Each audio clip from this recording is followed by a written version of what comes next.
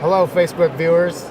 My name is Eric Nuss. I'm the director of Forward by Henry Schein. I'm joined today by Justin Ditkofsky from Sears Consulting Group. There are a lot of questions and misunderstandings about real estate, leasing versus buying, and we're going to try to understand some of the different things that are happening in the marketplace. So, Justin, thanks for joining us today. My pleasure. Henry Schein Chats. My pleasure. Thank you for having me. It's great being here together at the Chicago Midwinter, and we're eager to learn more about leasing. So tell us what's going on in the marketplace right now relative to leasing and buying of dental practices specifically. So, you know what, there hasn't been major change in the last, call it 5 or 10 years, with the exception of it's awfully expensive to open a dental practice, as most people know.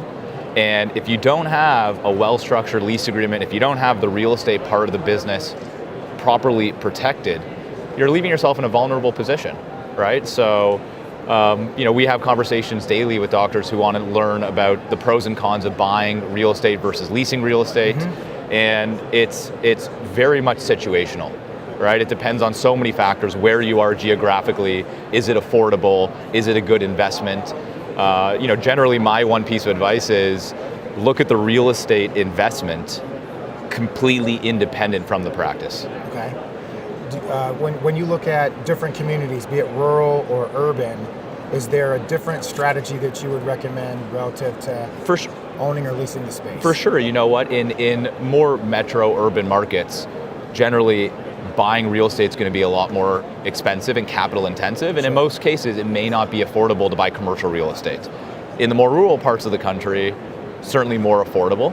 But again, you have to look at it more on a case-by-case basis in terms of what are the goals and objectives of the investor or doctor, what are they looking to accomplish long-term, where are they career-wise, right? Because it would be challenging for a doctor in the last few years of their career to justify making a huge investment into buying real estate and then building a new office and then sell the practice within 2 or 3 or 4 years. They won't see a return, right? Sure. So highly situational.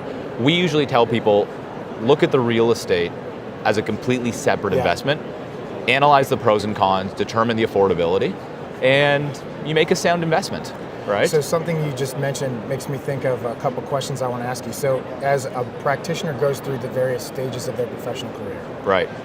They start out, they start out as an associate, they want to buy out the senior doctor at some point. There's a transition that's somewhat natural. Right. Ready to go. Right. Doctor to take over the business. Somebody else owns the property.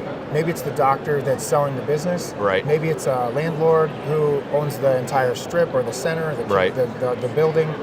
And as that transition is forming, what things does that buying doctor specifically need to consider as they're acquiring the practice relative to the real estate? So, and assuming that it's a lease-based. Right. So in either case, regardless of who owns the building, they're going to have a real estate component of that whole transaction. Of course.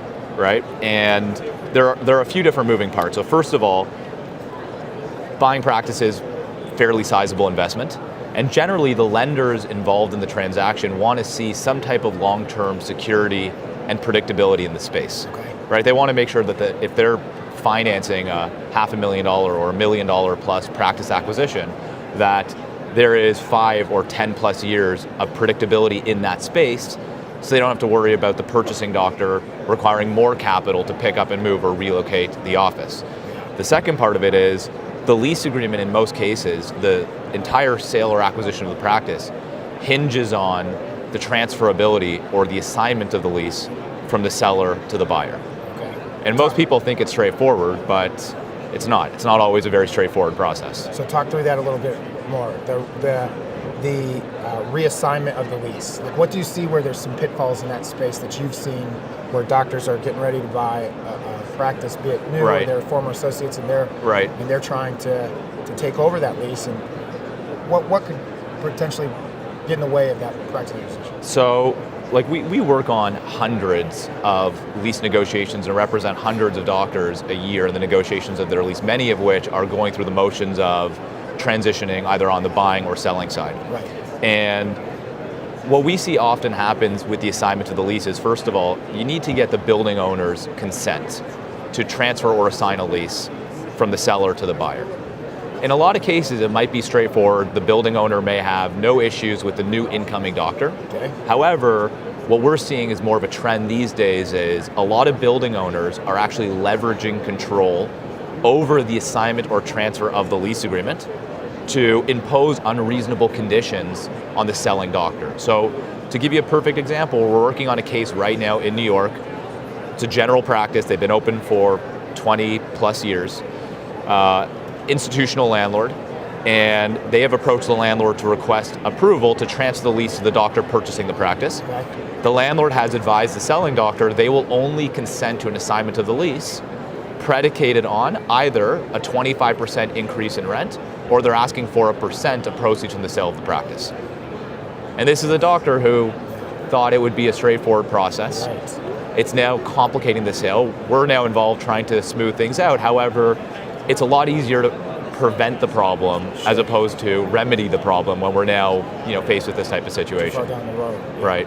Okay, so that's really great information. So then what about the doctor who's mid-career and actually owns the property? Right. And is there any recommendations or strategies that they might be able to mitigate some of their exposure? Or For sure. We tell everyone when we're working with doctors who own their buildings, there's a few different moving parts in terms of mitigating risk and being set up properly. Sure. First of all, and this is a conversation I usually recommend having with their CPA or financial advisor as a starting point, Of course. but it's usually beneficial to rent the space from yourself. So let's just say you owned a building and you're an owner-occupant where you're practicing out of a building you own. It's usually beneficial to have the building incorporated under one type of entity, the practice separately incorporated under a different entity, and rent the space from yourself for tax and liability purposes. In order to do that though, you actually need a physical lease document in place, which most people don't have. Most building owners, owner-occupants, they pay themselves rent for tax purposes, but they don't actually have physical documents in place, which leaves them in a relatively exposed or vulnerable position. The second part of it is dentistry is becoming more expensive over time. The cost of getting into dentistry in terms of graduating from dental school is becoming exorbitant. We're talking hundreds upon hundreds of thousands of dollars. In a matter of time, you might even get close to $1 million in terms of debt to actually graduate from a dental program. Sure. And most incoming doctors who are purchasing the practice are usually not in a position to buy the real estate in the same transaction.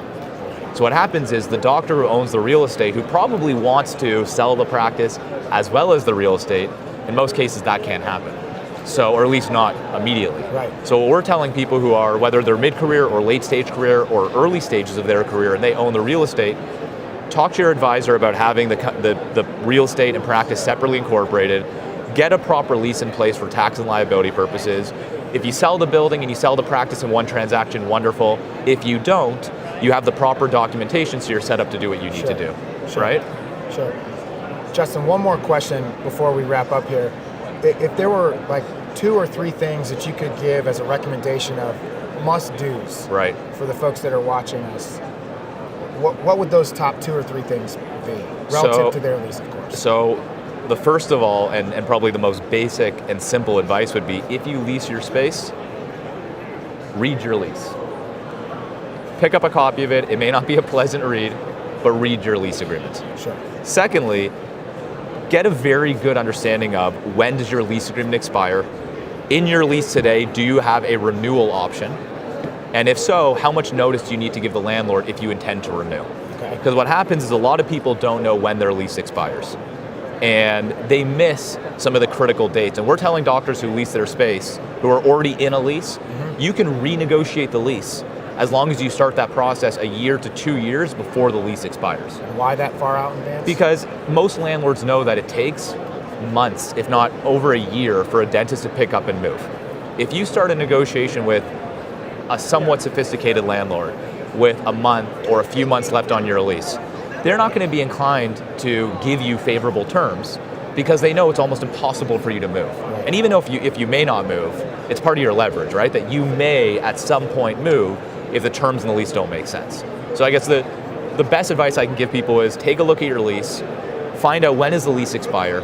If you're in that window where you're in the 1 or 2 year window, review it, get a professional. You can get Cirrus Consulting Group, we'd be happy to review it. understand what's in your lease, understand when does it expire. It's probably one of the more critical documents for the practice, because if you don't have a facility, you don't have a business. That's the problem. Right? Any other major pitfalls that you would say to stay away from, or things that you would recommend not doing? There's a lot. Okay. In the interest of time, there's a lot that I would say not to do. Yeah. The best thing I could say is, the best advice I can give to any doctor across the country is, get your lease reviewed by a professional. Get it reviewed by a real estate attorney. You know, our firm has a number of real estate attorneys who are highly experienced, but get it reviewed by someone who not just knows real estate but understands dentistry. Because a lease agreement for a dental practice needs to be structured fundamentally very different than a lease agreement for other type of professional services or retail businesses. So understand what's in your lease, get it reviewed by a professional, make sure it's structured properly to give you the long-term predictability and stability you need. And make sure you have the peace of mind that you know that you can practice happy dentistry for the foreseeable future without any very costly real estate problems. Okay. Well, Justin, it's been a pleasure spending some time with you this pleasure. morning. And you know, the partnership that Sirius has continued to have with Henry Schein is a great relationship, and we sure do appreciate being able to support our customers together.